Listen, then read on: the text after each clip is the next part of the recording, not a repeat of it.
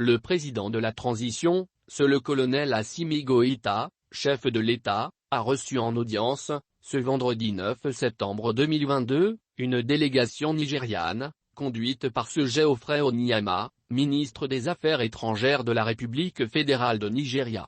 Il était porteur d'un message du président Muhammadu Buhari à son homologue malien. À sa sortie d'audience, le diplomate nigérian a indiqué avoir apporté au président Goïta un message de salutation et de paix, de la part du chef de l'État de la République fédérale de Nigeria. Le président Muhammadu Buhari, à travers son émissaire, rassure les autorités maliennes du soutien et de la solidarité du Nigeria au processus de stabilisation du pays, dans le cadre de la CEDEAO.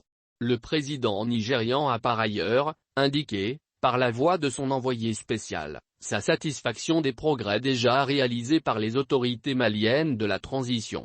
La question des soldats ivoiriens détenus au Mali a été également au cœur des échanges entre la délégation nigériane, reçue à Koulouba, et les autorités maliennes de la transition.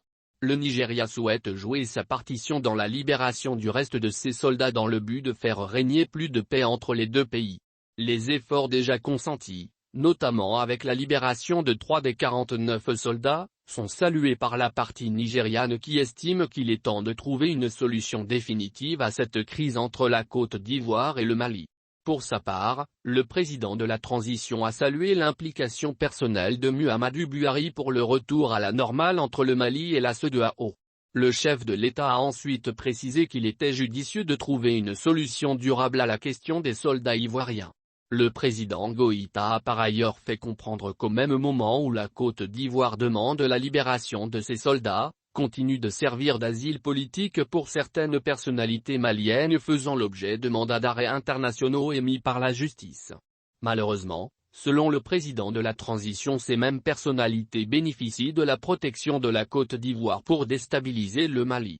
D'où la nécessité d'une solution durable à l'opposé d'une solution à sens unique qui consisterait à accéder à la demande ivoirienne sans contrepartie pour le Mali.